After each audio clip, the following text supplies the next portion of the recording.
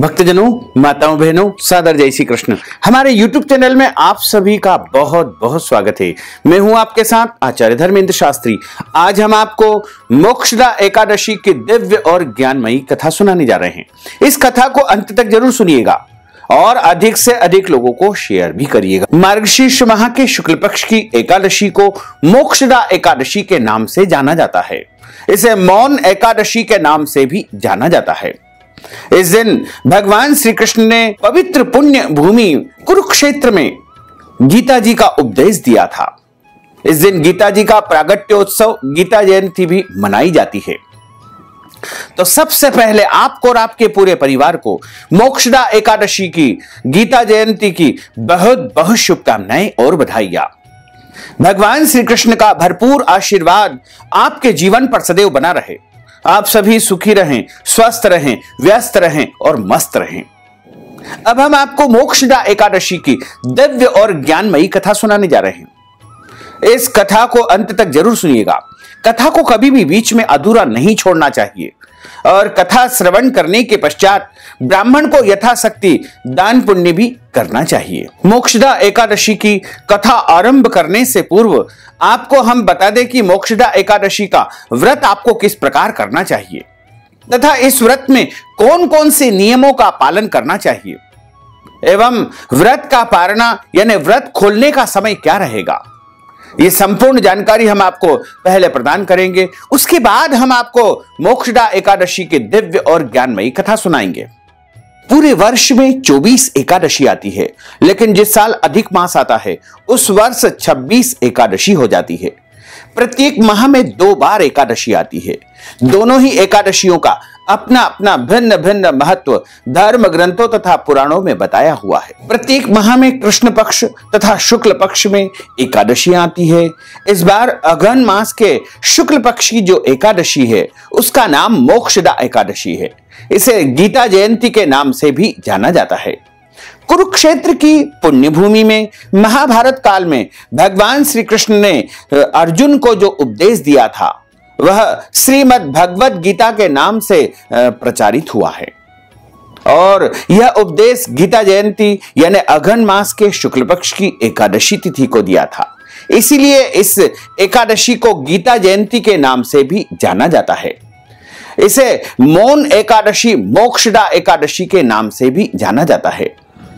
अघन मास के शुक्ल पक्ष की एकादशी जो कि सबसे विशेष एकादशी मानी गई है और इस एकादशी का व्रत करने से हमारे मृत पूर्वजों की आत्मा की शांति होती है तथा उन्हें मोक्ष की प्राप्ति होती है। इस बार मोक्षदा एकादशी 14 दिसंबर 2021 मंगलवार के दिन है। एकादशी तिथि का आरंभ 13 दिसंबर 2021 सोमवार के दिन से हो जाएगा। यानी एकादशी तिथि 13 दिसंबर 2021 सोमवार को रात्रि 9:32 पर शुरू हो जाएगी, जो कि 14 दिसंबर 2021 मंगलवार की रात्रि 11:35 पर एकादशी तिथि समाप्त हो जाएगी। सूर्योदय व्यापिनी जो एकादशी रहेगी वो 14 दिसंबर 2021 मंगलवार के दिन ही रहेगी। सभी भक्त जनों को जो प्रत्येक महा एकादशी करते हैं उनको 14 दिसंबर 2021 मंगलवार के दिन ही एकादशी का व्रत करना चाहिए और एकादशी व्रत का पारणा 15 दिसंबर 2021 बुधवार के दिन सुबह 7 बजे से लेकर के 9:30 के मध्य में कर लेना चाहिए। यानी 7 से लेकर के सुबह 9:30 के बीच में व्रत खोल लेना चाहिए। जो भक्तजन माताएं बहनें एकादशी का व्रत करते हैं उनको दशमी तिथि से लेकर के द्वादशी तक निरंतर 3 दिनों तक एकादशी व्रत के कुछ नियमों का पालन करना चाहिए। दशमी तिथि के नियमों का पालन 13 दिसंबर 2021 सोमवार के दिन करना चाहिए। दशमी तिथि के दिन एक समय भोजन करना चाहिए और इस दिन लहसुन, प्याज, मांस, मदिरा का उपयोग बिल्कुल नहीं करना चाहिए। दशमी तिथि के दिन चावल नहीं खाना चाहिए। दशमी तिथि के दिन ब्रह्मचर्य व्रत का पालन करना चाहिए। दशमी तिथि के दिन शहद नहीं खाना चाहिए। दशमी तिथि के दिन आपको पराये अन्न का उपयोग बिल्कुल नहीं करना चाहिए। दशमी तिथि के दिन मसूर की दाल नहीं खाना चाहिए और एकादशी के दिन यानी 14 दिसंबर 2021 गीता जयंती, मोक्षदा एकादशी, मौन एकादशी के दिन सुबह जल्दी उठना है। ब्रह्मचर्य व्रत का पालन करते हुए आपको प्रातः काल जल्दी उठ करके स्नान कर लेना चाहिए और इस दिन शुद्ध और पवित्र वस्त्र धारण करें तथा भगवान का विशेष पूजन अर्चन करें। और इस दिन आपको प्रातःकालीन वेला में संकल्प धारण कर लेना चाहिए। संकल्प के लिए हाथ को जो है आपको इस प्रकार रख करके उसके मध्य भाग में जल रखना है, तुलसी जी का पत्ता रखना है, सुपारी रखना है, तिल या जव आपको रख लेना चाहिए, कुछ पैसे और पीला पुष्प रख करके संकल्प आपको धारण करना चाहिए। संकल्प के रूप में आपको 3 बार विष्णु विष्णु का उच्चारण करना है। ओम विष्णुवे नमः, ओम विष्णुवे नमः, ओम विष्णुवे नमः। इस प्रकार बोलने के बाद आप 3 बार विष्णु विष्णु बोलिएगा। ओम तिथिर विष्णु स्थावारो नक्षत्रम विष्णुरेव च योगश्च करणम विष्णु सर्वम विष्णुमयं जगत। ओम विष्णुर्विष्णुर्विष्णुः श्रीमद् भगवतो महापुरुषस्य विष्णोर आज्ञेयः प्रवर्तमानस्य अद्य श्री ब्रह्मणोन्हि द्वितीय प्रार्धे श्री श्वेतवारः कल्पे वैवस्वत्मन्वन्त्रे 28तमे कलयुगे कलि प्रथम चरणे भूर्लोके भारतवर्षे भरतखंडे जम्बूद्वीपे आर्यावर्तांतर्गत ब्रह्मवर्तेक देशैः अवंतिकायां विशाला क्षेत्रैः। आप अपने नगर का, शहर का, राज्य का, प्रदेश का, देश का नाम उच्चारण कर लीजिएगा। मध्य प्रदेश ही भोपाल मंडलांतर्गत ही भोपाल नामनी नगरी ही संवत 2078 मासा नाम मासे पुण्य पवित्र मासे ही मार्गशीर्ष मासे ही शुभे ही शुक्ल पक्षे ही अद्यायः एकादश्यायां पुण्यतिथ्योः भौम वासरान्वितायां अश्विनी दिवस नक्षत्रैः मेष राशि से श्री चंद्रैः, वृश्चिक राशि से श्री सूर्यैः, कुंभ राशि से श्री देवराज गुरु शेषेषु ग्रहेषु यथा यथम राशि स्थान इससे सत्सु एवं ग्रह गुणगण विशेषण विशिष्टायाम शुभ पुण्य तिथौ। बोलिए मम आत्मनः। अपना नाम तथा गोत्र का आप उच्चारण कर लीजिएगा। यदि गोत्र आपको नहीं याद है तो आप अपना सरनेम भी बोल सकते हैं। श्रुति स्मृति पुराणोक्त वैदोक्त फल प्राप्त्यर्थम संकल्पित कार्य सिद्ध्यर्थम लोके सभायाम राजद्वारे व्यापारे कृषि कार्य सेवा कार्य यश विजय लाभादि प्राप्त्यर्थम यह जन्मनि जन्मांतरे वा सकल दुरितोपशमनार्थम 10 विधि लक्ष्मी प्राप्त्यर्थम बहुविध लक्ष्मी प्राप्त्यर्थम सर्वविध लक्ष्मी प्राप्त्यर्थम अप्राप्त लक्ष्मी प्राप्त्यर्थम प्राप्त लक्ष्मौश्चिरकाल संरक्षणार्थम सकल मनिच्छित कामना संसिद्ध्यर्थम लोके सभायाम राजद्वारे व्यापारे सर्वत्र यश विजय लाभादि प्राप्त्यर्थम अद्य से ही मोक्षदा एकादशी मौन एकादशी व्रत संकल्पम कर्माहम करिष्ये। इस प्रकार संकल्प प्रभु को समर्पण करने के बाद आपका व्रत आरंभ हो जाएगा। जो एकादशी का व्रत करता है उसको चावल का उपयोग नहीं करना चाहिए। चावल इस दिन भोजन में उपयोग नहीं करना चाहिए। यदि आपके घर में एकादशी का व्रत नहीं भी होता है तो भी आपको अपने घर में चावल नहीं बनाना चाहिए। इस दिन अन्न का सेवन नहीं करना चाहिए और इस दिन केवल और केवल फलाहार का उपयोग किया जाता है। सर्वोत्तम फलाहार गाय का दूध और फल ही माने गए हैं। इस दिन आपको विशेष रूप से ध्यान रखना चाहिए कि एकादशी के दिन दाढ़ी कटिंग नहीं करवाना चाहिए, शेविंग नहीं करवाना चाहिए, शरीर के अंग के कोई भी बाल न तो काटना चाहिए और कटवाना भी नहीं चाहिए। एकादशी के दिन नाखून नहीं काटना चाहिए। एकादशी के दिन ब्रह्मचर्य व्रत का पालन करना चाहिए। एकादशी के दिन घर के बड़े बुजुर्ग का अपमान या अनादर नहीं करना चाहिए, उनका दिल नहीं दुखाना चाहिए। एकादशी के दिन किसी भी प्राणी को कष्ट नहीं पहुंचाना चाहिए। ईश्वर अंश जीव अविनाशी, प्रत्येक प्राणी में ईश्वर का वास होता है, इसलिए इस दिन किसी भी प्राणी को कष्ट नहीं पहुंचाना चाहिए। एकादशी के दिन आपको पेड़ पौधों को काटना अथवा छाटना भी नहीं चाहिए। एकादशी के दिन झूठ नहीं बोलना चाहिए, क्रोध नहीं करना चाहिए। घर आए हुए किसी भी याचक या भिखारी अथवा जरूरतमंद व्यक्ति का अपमान या अनादर नहीं करना चाहिए। उनको खाली हाथ नहीं लौटाना चाहिए। अपनी श्रद्धा और भक्ति के अनुसार कुछ न कुछ दान पुण्य अवश्य करना चाहिए। और जो एकादशी का व्रत करता है उसको एकादशी की कथा अवश्य सुनना चाहिए। कथा हमेशा ब्राह्मण के मुख से ही सुनना चाहिए, क्योंकि ब्रह्म वाक्य जनार्दन। और कथा सुनने के पश्चात ब्राह्मण को अपनी श्रद्धा और भक्ति के अनुसार कुछ न कुछ दान पुण्य अवश्य ही करना चाहिए। और एकादशी के दिन पेड़ पौधों को काटना अथवा छांटना नहीं चाहिए। और वैसे तो इस दिन तुलसी पत्र तोड़ना वर्जित माना जाता है, लेकिन यदि बहुत आवश्यक हो तो तुलसी जी से आज्ञा लेकर के आप तुलसी जी का पत्ता इस दिन उपयोग में ले सकते हैं। और इस दिन पेड़ पौधों से फूल आप तोड़ सकते हैं, इसमें कोई दोष नहीं होता है, क्योंकि पूजा के लिए पुष्प तोड़ना किसी भी प्रकार से दोषपूर्ण नहीं माना जाता है। और एकादशी के दिन रात्रि में जागरण करना चाहिए। भगवान का भजन तथा कीर्तन करना इस दिन महान पुण्यकारी माना जाता है।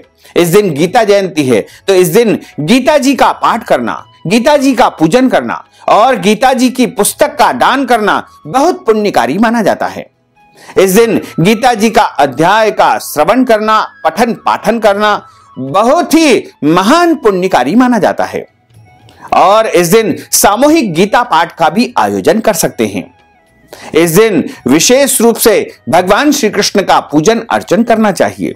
यदि आपके घर में प्रत्येक दिन पूजन अर्चन होता है तो आप इस दिन भगवान का विशेष श्रृंगार करें, एक चौकी के ऊपर कलश की स्थापना करें और भगवान की स्थापना करके उनका विशेष पूजन अर्चन आप करें, उनकी आरती उतारें, उनको विशेष रूप से भोग लगाएं।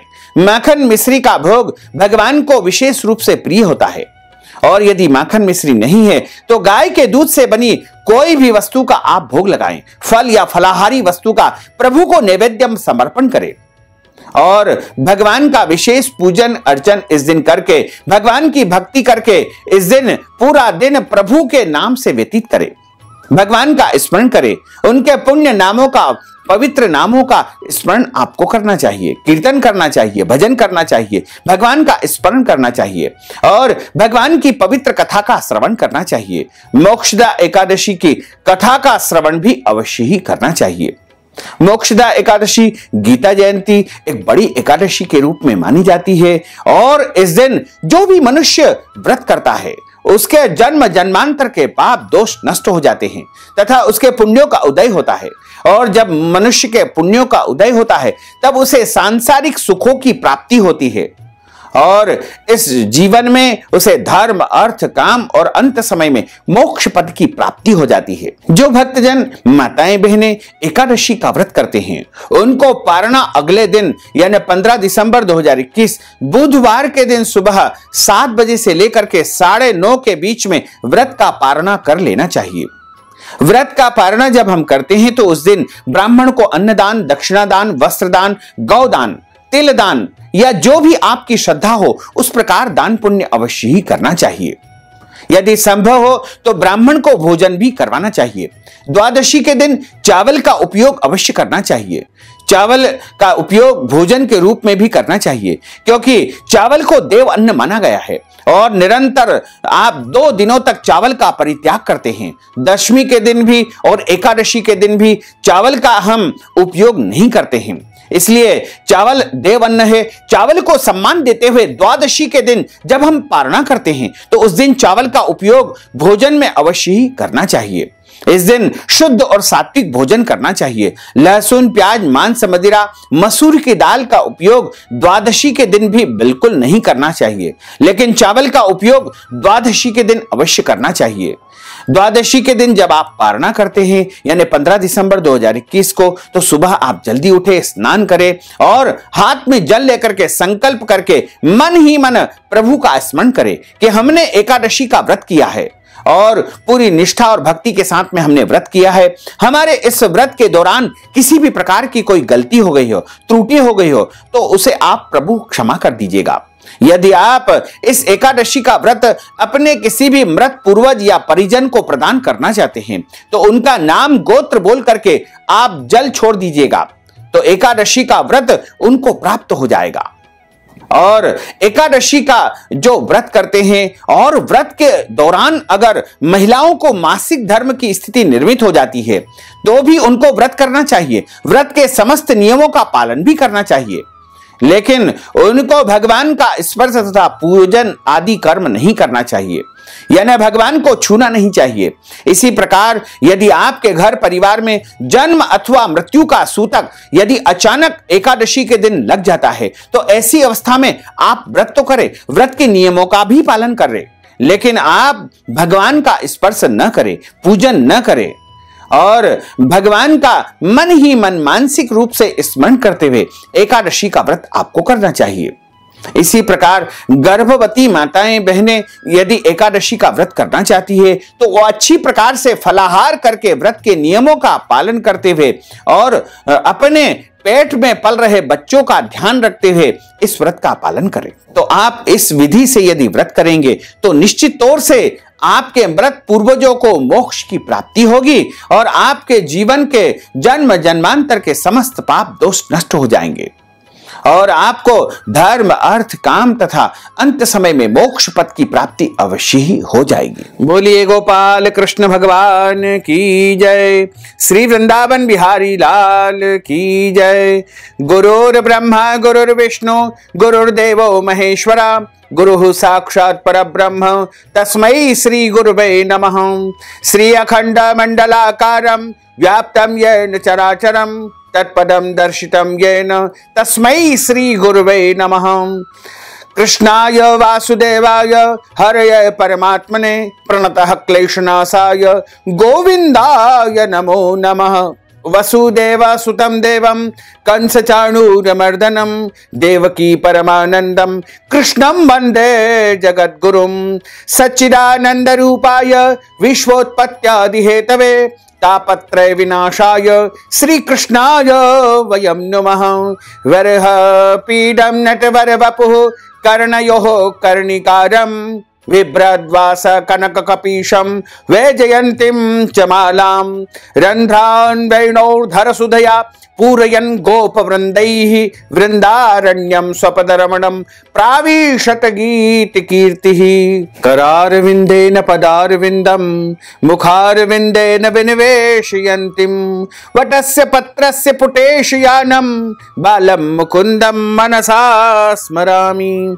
कस्तूरी तिलकं ललाटपटले वक्षस्थले कौस्तुभं नासाग्रे वरमौक्तिकं करतले वेणुः करे कङ्कणं सर्वाङ्गे हरिचन्दनं सुललितं कंठे च मुक्तावलिं गोपस्त्री परिवेष्टितो विजयते गोपालचूडामणिं फुल्लेन्दीवरकान्तिमिन्दुवदनं वरहावतं सप्रियं श्रीवत्साङ्कमुदारकौस्तुभधरं पूताम्बरं सुन्दरं गोपीनां नयनोत्पलार्चिततनुं गोपसङ्घावृतं गोविन्दं कलवेणुवादनपरं दिव्यांगभूषणं भजे।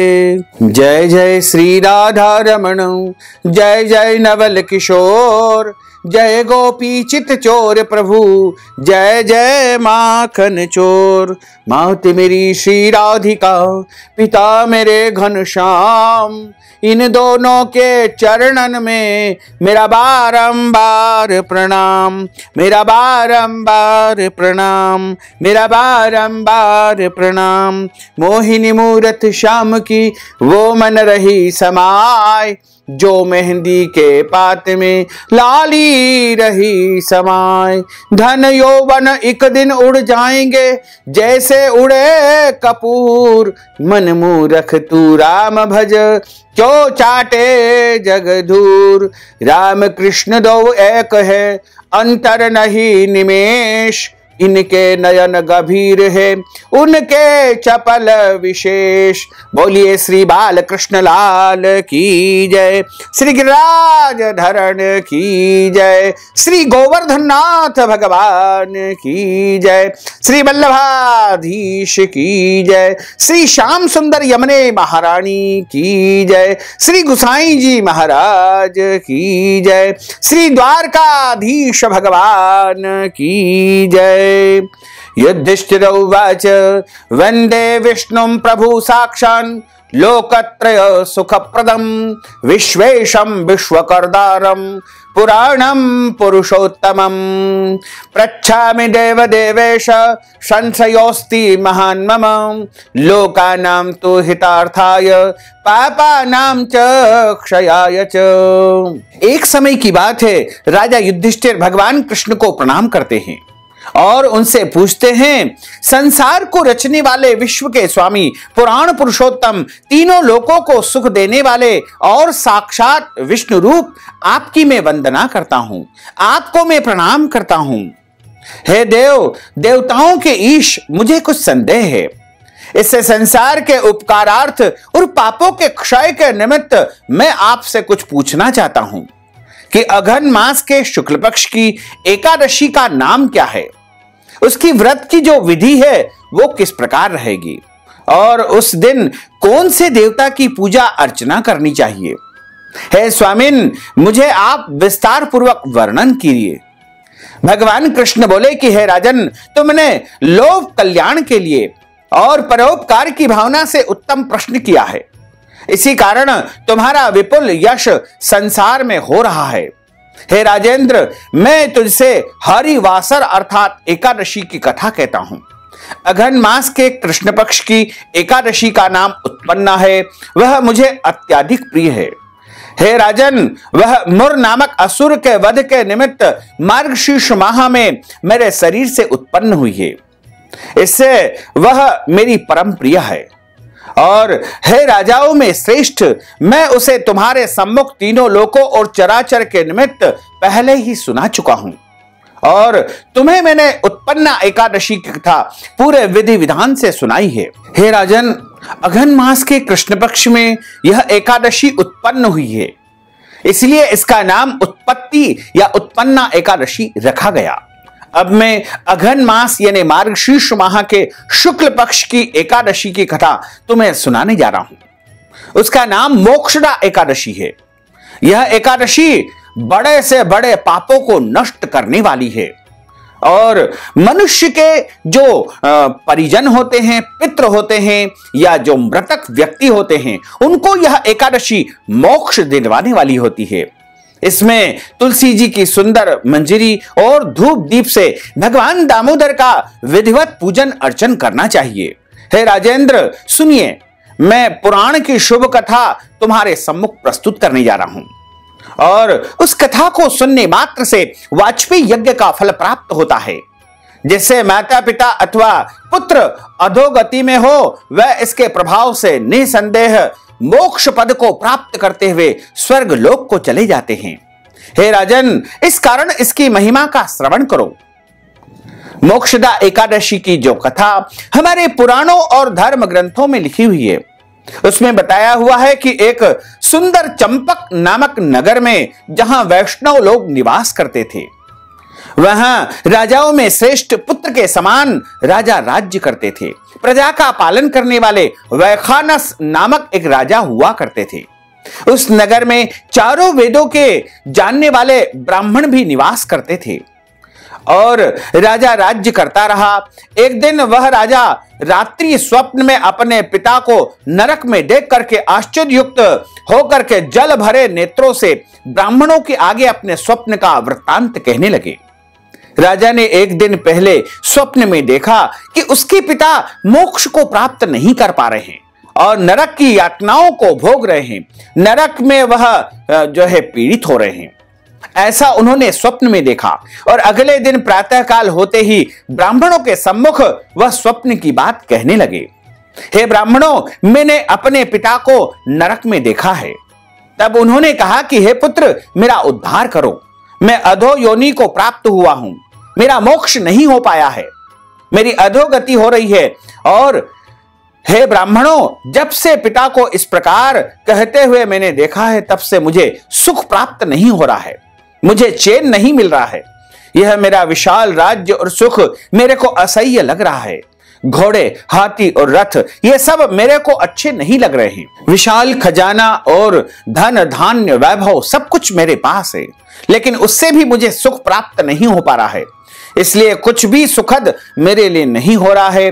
और है श्रेष्ठ ब्राह्मणों, स्त्री तथा पुत्र कोई भी मुझे अच्छे नहीं लग रहे हैं। मैं क्या करूं, कहां पर जाऊं, किस प्रकार यत्न करूं? मेरा शरीर जल रहा है। हे विप्रो, दान, व्रत, योग आदि कोई ऐसा उपाय तो होगा जिससे मेरे पिता को, मेरे पूर्वजों को मोक्ष की प्राप्ति हो जाए। जिसका पिता नरक में पड़ा हुआ है, उस बलवान पुत्र के जीवन से क्या फल है? उसका जन्म व्यर्थ है, उसका जीवन व्यर्थ है, क्योंकि जो मनुष्य अपने माता पिता की सेवा नहीं करता है, अपने पिता के लिए कार्य नहीं करता है, उसका यह संसार में आना ही व्यर्थ माना जाता है। तब ब्राह्मण बोले कि हे राजन, यहां पास में ही एक मुनि का आश्रम है। हे राज सिंह, वे भूत भविष्य वर्तमान सब कुछ जानते हैं, वहां पर तुम जाओ। तब वेखानस इस वृत्तांत को सुनकर के ब्राह्मणों और प्रजाओं के सहित जहां पर्वत पर मुनि निवास करते थे वहां पर पहुंच गए।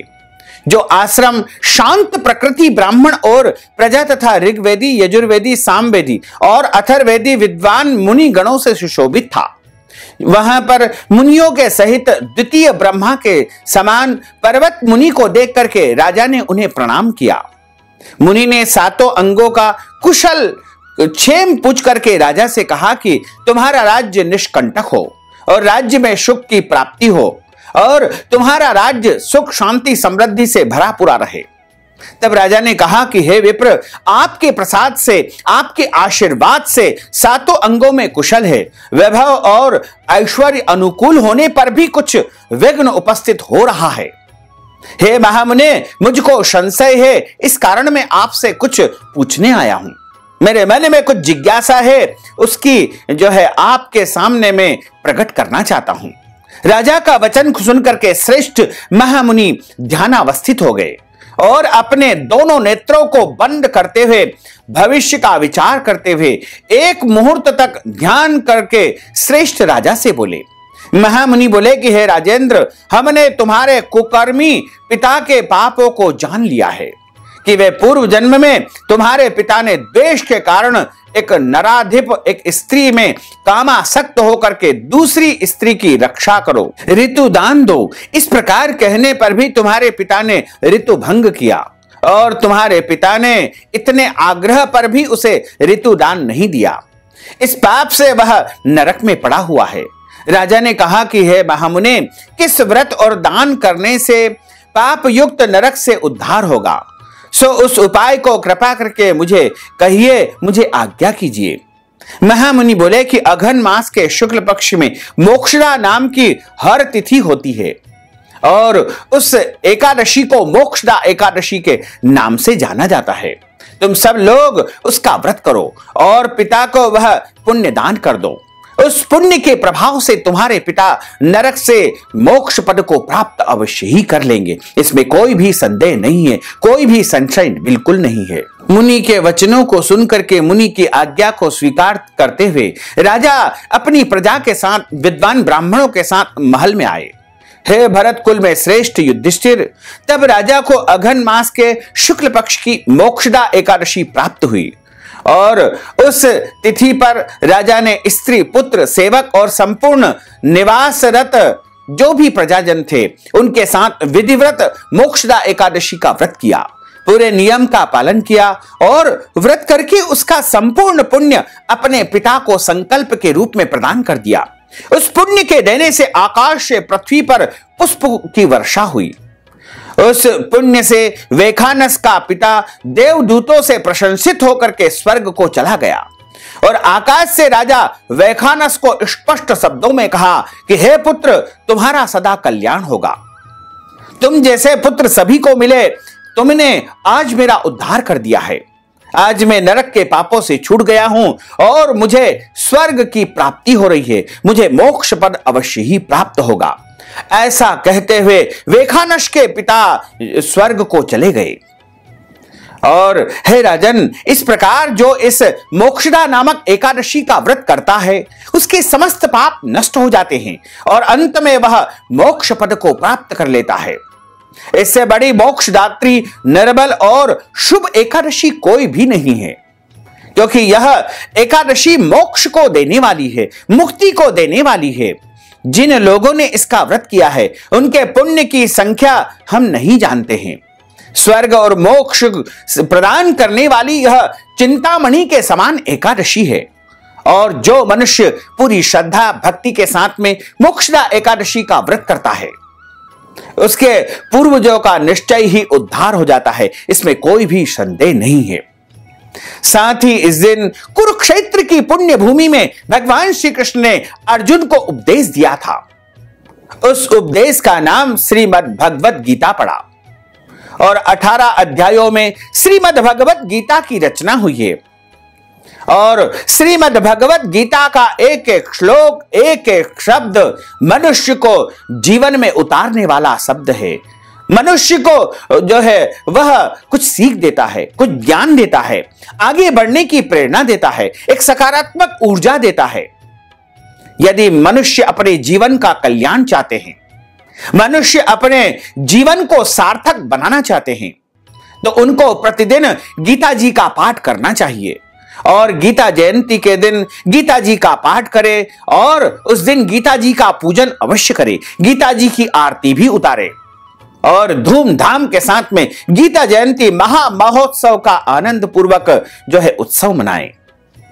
इस प्रकार जो भक्तजन गीता जयंती मोक्षदा एकादशी की दिव्य और ज्ञानमयी कथा का श्रवण करता है, उसके जन्म जन्मांतर के पाप दोष नष्ट हो जाते हैं तथा उसके पूर्वज भी मोक्ष को अवश्य ही प्राप्त कर लेते हैं, इसमें कोई भी संदेह नहीं है। और वह मनुष्य धर्म, अर्थ, काम तथा अंत में मोक्ष को प्राप्त कर लेता है। बोली गोपाल कृष्ण भगवान की जय, श्री वृंदावन बिहारी लाल की जय। अच्युतम केशवम राम नारायणम कृष्ण दामोदरम वासुदेवम हरे, श्रीधरम माधवम गोपिका वल्लभम, श्री जानकी नायकम श्री रामचंद्रम भजे, जानकी मनोहरम सर्वलोक नायकम, श्री शंकरादि सेवितम पुण्य नाम कीर्तनम, श्री राम राम राम राम राम नाम तायकम, रामा कृष्णा वासुदेवा भक्ति मुक्तिदायकम, रामा कृष्णा वासुदेवा भक्ति मुक्तिदायकम, रामा कृष्णा वासुदेवा भक्ति मुक्तिदायकम, रामा कृष्णा वासुदेवा भक्ति मुक्तिदायकम। बोलिए श्री वृंदावन बिहारी लाल की जय, गोपाल कृष्ण भगवान की जय। भक्तजनों, माताओं, बहनों, आपने मोक्षदा एकादशी कथा का श्रवण किया है। यदि आप मोक्षदा एकादशी के निमित्त दान दक्षिणा प्रदान करना चाहते हैं या फिर कथा की दक्षिणा देना चाहते हैं, वस्त्रदान, अन्नदान, गौदान, तिलदान या श्रीमद् भगवत गीता की पुस्तक का दान करना चाहते हैं या फिर कोई भी दान पुण्य यदि आप मोक्षदा एकादशी गीता जयंती के निमित्त करना चाहते हैं, तो आप हमारे पेटीएम के माध्यम से, गूगल पे के माध्यम से या फिर फोन पे के माध्यम से या अकाउंट नंबर के माध्यम से या व्हाट्सएप पेमेंट के माध्यम से नगद राशि पहुंचा करके अपना नाम तथा गोत्र हमें भेज करके मोक्षदा एकादशी गीता जयंती का संपूर्ण पुण्य फल प्राप्त कर सकते हैं। अब हम सभी मिलकर के भगवान की आरती का गायन करेंगे। बोलिए लक्ष्मी नारायण भगवान की जय। ओम जय जगदीश हरे, स्वामी जय जगदीश हरे, भक्त जनों के संकट, दास जनों के संकट क्षण में दूर करे। ओम जय जगदीश हरे, जो ध्यावे फल पावे, दुख बिन से मन का, स्वामी दुख बिन से मन का, सुख संपत्ति घर आवे, सुख संपत्ति घर आवे, कष्ट मिटे तन का। ओम जय जगदीश हरे, मात पिता तुम मेरे, शरण गहूं में किसकी, स्वामी शरण गहूं में किसकी, तुम बिन और न दूजा, प्रभु बिन और न दूजा, आस करूं मैं किसकी। ओम जय जगदीश हरे, तुम पूर्ण परमात्मा, तुम अंतर्यामी, स्वामी तुम अंतर्यामी, पार ब्रह्म परमेश्वर, पार ब्रह्म परमेश्वर, तुम सबके स्वामी। ओम जय जगदीश हरे, तुम करुणा के सागर, तुम पालन करता, स्वामी तुम पालन करता, मैं सेवक तुम स्वामी, मैं सेवक तुम स्वामी, कृपा करो भरता। ओम जय जगदीश हरे, तुम हो एक अगोचर, सबके प्राणपति, स्वामी सबके प्राणपति, किस विध मिलहु मिलहूँ दयामय, किस विध मिलहूँ दयामय, तुमको मैं सुमति। ओम जय जगदीश हरे, दीन बंधु दुख हरता, तुम रक्षक मेरे, स्वामी तुम रक्षक मेरे। अपने हाथ उठाओ, अपने हाथ बढ़ाओ, द्वार पड़ा तेरे। ओम जय जगदीश हरे, विषय विकार मिटाओ, पाप हरो देवा, स्वामी पाप हरो देवा। श्रद्धा भक्ति बढ़ाओ, श्रद्धा प्रेम बढ़ाओ, संतन की सेवा। ओम जय जगदीश हरे, तन मन धन सब कुछ है तेरा, स्वामी सब कुछ है तेरा। तेरा तुझको अर्पण, तेरा तुझको अर्पण, क्या लागे मेरा। ओम जय जगदीश हरे, पूर्ण ब्रह्म की आरती जो कोई नर गावे, स्वामी जो कोई नर गावे। कहत शिवानंद स्वामी, जपत हर हर स्वामी, मन वांछित फल पावे। ओम जय जगदीश हरे, जय जगदीश हरे, स्वामी जय जगदीश हरे, प्रभु जय जगदीश हरे, मोहन जय जगदीश हरे। भक्त जनों के संकट, दास जनों के संकट, क्षण में दूर करे। ओम जय जगदीश हरे। बोलिए लक्ष्मी नारायण भगवान की जय, श्री वृंदावन बिहारी लाल की जय, गोपाल कृष्ण भगवान की जय, श्री गिरिराज धरण की जय, श्री यमुने महारानी की जय, श्री वल्लभाधीश की जय। नमः पार्वती पते, हर हर महादेव हर। धर्म की जय हो, अधर्म का नाश हो, प्राणियों में सद्भावना हो, विश्व का कल्याण हो, सनातन धर्म की जय हो, गौ माता की जय हो, नगर बस्ती की जय हो, आज के आनंद की जय हो, कल के आनंद की जय हो, परसों के आनंद की जय हो, बरसों बरसों के आनंद की जय हो। ओम नमः पार्वती पते, हर हर महादेव हर। भक्तजनों, माताओं, बहनों, आपसे अनुरोध है कि हमारे इस ज्ञानवर्धक वीडियो को अधिक से अधिक लोगों को शेयर करिएगा, लाइक करिएगा, कमेंट करिएगा और कमेंट बॉक्स में प्रभु का नाम अवश्य लिख दीजिएगा। आपको और आपके पूरे परिवार को सादर जय श्री कृष्ण, सादर धन्यवाद।